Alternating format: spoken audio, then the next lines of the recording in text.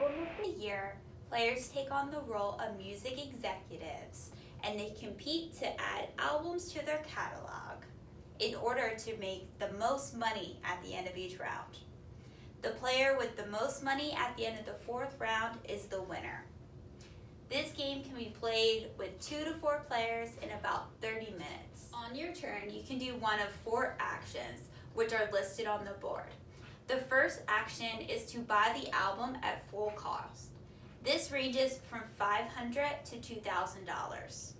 You can either take that album into your hand, where there is no hand limit, or you can place it on your board as long as it is within 10 years either way of the album that came before it. Money is hard to come by, so players can choose to auction an album on their turn.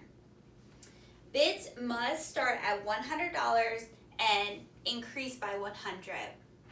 The winning player pays the bank and then either takes that album into their hand or places it on their board. Another action is to remove an album from the board and or play an album from your hand. To remove an album, simply pick up the album and shift everything to the left. An album, players can choose to play a different album they already had in their hand to the board. Or players can choose only to play a card from their hand to their board and not remove an album. The final choice players have on their turn is to wipe the market.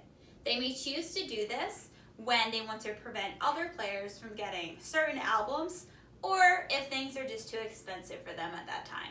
The album cards that players are buying, bidding on, or discarding in the market are each from 10 genres.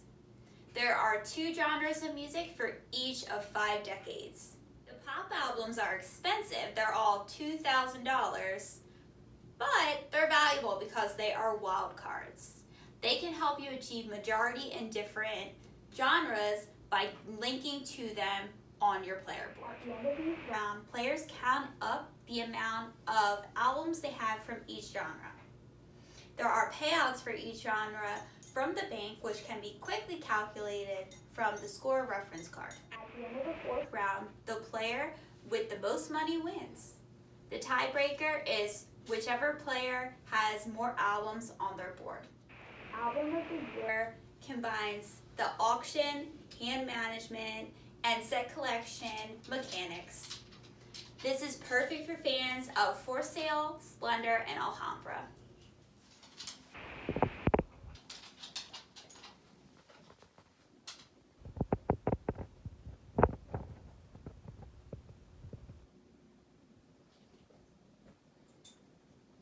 So on my turn, I have a card in my hand that I can legally play.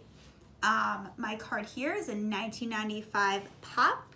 I'm going to play a card from my hand, which is a 1992 Grunge, and that's my whole turn. Next, it is Brad's turn.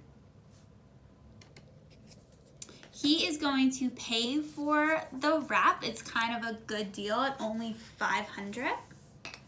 However, the year is just out of range. So he will have to put that into his hand. And again, the hand size is not limited. We refill the market. On my turn, I'm feeling pretty good about having grunge, but maybe I just want to secure that genre. So I will place the 1993 Grunge, which has a base cost of $1,000, but I'll place it on auction for $300. $500. $600. $700. To me, it doesn't seem worth $700, so I will let Brad win that one. He has the choice now to either put it into his hand or to place it right down onto his board. And again, that's a legal move because that is within the 10-year range that we're going for. So even though Brad just won that and he got to play down, it's actually his turn because that was on my turn.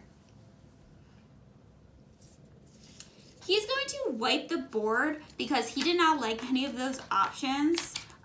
Maybe he's hoping that something in the later years will come out so that he could play one of those cards that's already in his hand.